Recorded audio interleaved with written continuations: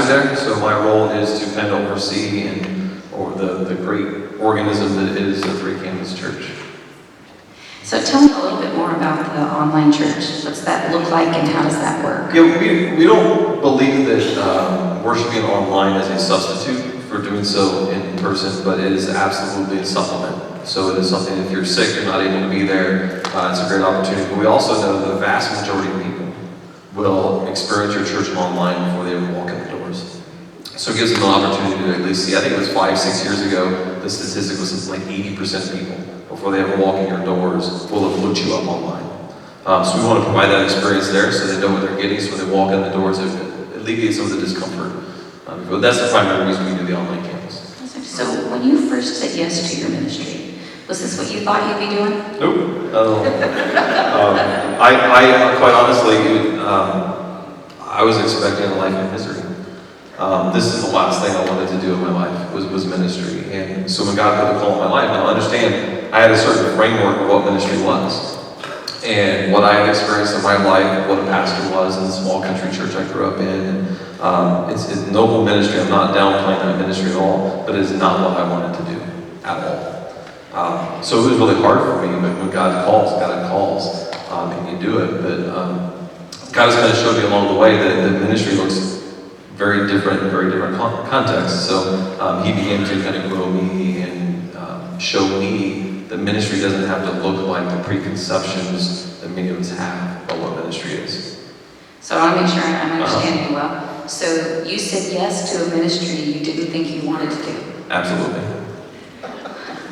I'll just ask. I won't ask you to raise your hands, but my guess is there's a few other people in the room that said yes, thinking, I'm not sure I really want to do this, because we had preconceived ideas about what ministry was and what ministry would look like. So how, you said God started, worked in your life and brought you along. How did you figure out, how did you know it was going to be different than what you thought it was? It really started, honestly, my first appointment, where I really started to take note of how God has wired me. I'm not wired to do some of the things that I had experienced and thought ministry was. And if I was doing those things, I would be miserable, I'd be exhausted, I'd be trying to find my way out of ministry. So, but I was also very blessed to have the right kind of mentors in my life that I sought out and sort of built a relationship with me that began to show me that ministry doesn't have to look a certain way.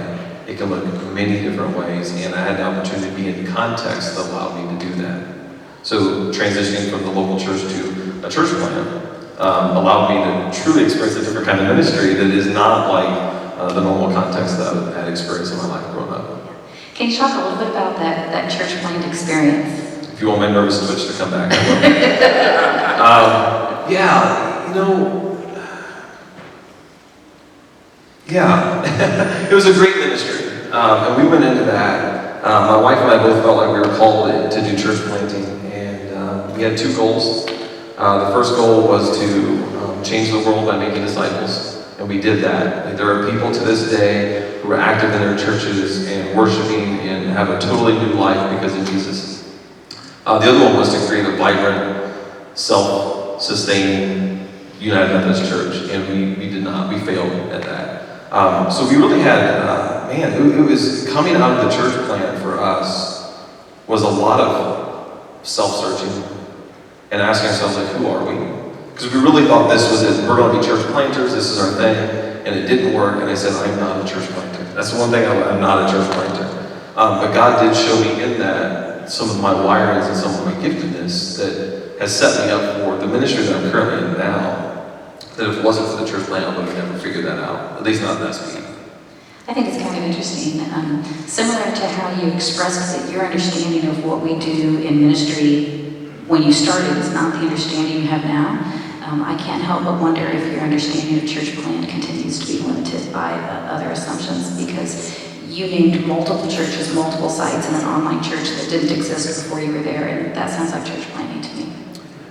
Yes, but my role is a different context. I'm not the boots on the ground. I'm not wired to be the boots on the ground. I should not be the guy that's out there doing the church plant. We have a campus pastor who's wired for that. And there's a part of me that when I watch, his name's Connor, and I watch the ministry he does, there's a part of me that says, wow, I really wish I could do that. But I'm not wired for that. I'm wired to be in the chair that I'm in that supervises him, encourages him, equips him to do the ministry on the ground at Forest Park. And that means many times I have to step back, and pastors, we have egos sometimes. If you're not willing to admit it, I'll say it for you. Sometimes we have to step back and he gets, the lack of a better term, the glory, and that's okay. And that's been part of the growth process. So yes, we're involved in church planting, but I'm not the guy on the ground, and I will never be the guy on the ground again because I'm not wired for it. Yeah, that's really great and healthy learning. So first of all, thanks for being real and sharing that process with us, and thanks for helping us think about how we're gifted and the things that we take joy in and we do well, and how to be just self-aware. So the other thing I'd be interested in is it was not a fast process. It's not like you woke up one day and said, oh, I'm going to have this whole new ministry. So in the continued conversation with God and in that process, do you have any particular tools or disciplines that you practice that help you hear and discern what to do next, where to go next, where to build, that kind of thing? I think the big thing for me was actually when we were at Lead Out, was the first time, Elise had led out, or there she is tonight. She did this activity, and it was the spectrum, right? She says, okay, place yourself somewhere on the spectrum, from left to right. And it was anything from I like pizza and I like ice cream. That was how it started. And then it got into things like, I think it's more important to know the people that I serve, or more important to know myself. And that was the first time I began to really ask that question. Because the entire time it was, I need to know who I'm serving, I need to know who I'm working with.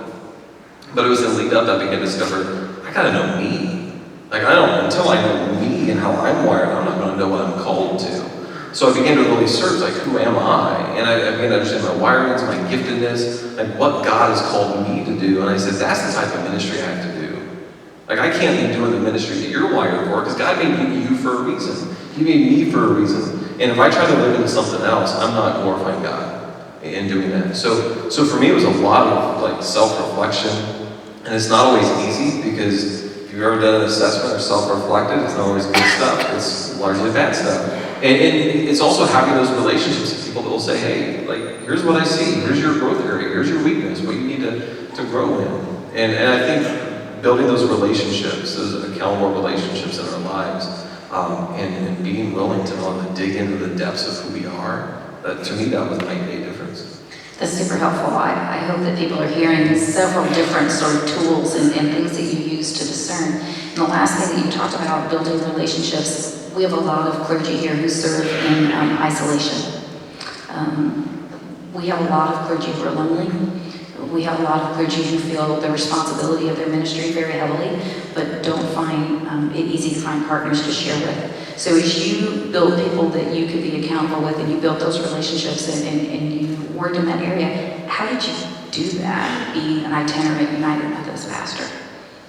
You make a phone call. It truly is that simple. I think oftentimes we sit back and this is my experience, that we as pastors like to sit back and we expect the conference to supply those relationships. It's not going to happen. It's just not. But if you make a phone call and you reach out to another pastor or someone that you believe can invest in you, 9 out of 10 times they're going to. They will pick up the phone, they will answer the email, they will have a lunch. It really is as simple as saying, hey, let me buy you a lunch, and then just get your advice on some things. And the majority of them vastly will do so. And because I have those relationships in my life, one of the awesome things I get to do in my role as the lead pastor with the staff is I get to say, I want to invest in other churches. And I want to invest in other pastors. So we actually, it's a part of our DNA that we are keeping first, which means it's not just about LifeHouse, it's about your church too. That if there's anything that we can do to help you or I can do to help you, that's part of who we are as a church, because that's how God wired me. Thank you. And for those of you who maybe don't realize, Tony is engaged in mentoring multiple pastors in our conference in an informal and casual way. And some of those pastors serve churches as small as worshiping 40 to 50 on a Sunday. And some of them are much larger church pastors. And so that idea that we're in this together and we're mentoring together really is a part of the DNA that he's talking about, and how you discern your call and how you answer forward. So before I'm gonna ask everybody else to talk for a little bit, let me ask, is there anything else while you've got the microphone and the people are here that you would want them to know that is in your heart, or God has asked you to say about keeping your call current and claiming your call today? just ask a preacher to speak like with no set timeline. I think the big thing for me is knowing yourself and not being locked into the preconceptions of what being a pastor is. God has wired you, created you, He's called you to be you. You're not meant to be me. I'm not meant to be you.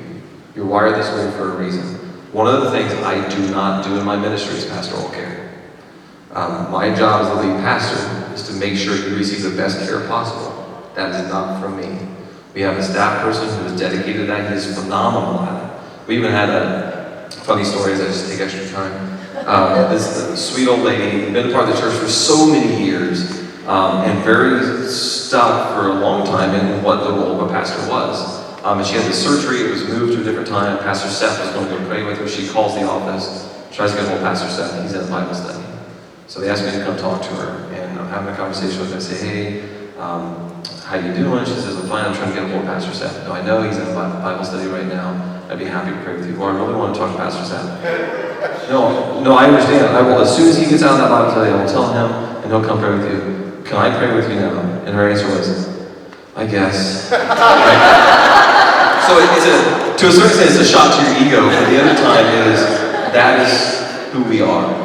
Pastor Seth is created for it, he's wired for it, he's phenomenal at it. I am not. My job is to make sure they get the care, so have someone like Seth and the team of people around him that do a phenomenal job of those things. Don't get locked in to the idea that you can't do ministry differently. My job is to equip the church, equip the people to build up the church by doing the work, right? So we find those people to do those things that we can't do. One of the greatest gifts I had, this is more of a comment to the CSs, is my CS Dave Eckers goes into the SPRC before I was appointed there and told them that your next pastor needs to spend 80% of his or her time in his top areas of giftedness. So I was set up for success, so I could go in and say, these are my areas of giftedness, these are the areas I'll focus in. So they know that my job description is not this long list of things that pastors typically do, it's to focus on these core things. Now, my job is to make sure they get done. My job is not to do them. My job is to do these, and that's why I truly believe why the LifeHouse has been able to grow and be successful is because we've been set up that way. Super helpful, and I really appreciate you articulating your work to understand where your areas of giftedness and then where are the things that interest you and that you have passion about and how those intersect and keeps that evolving call. So you want to thank Tony for his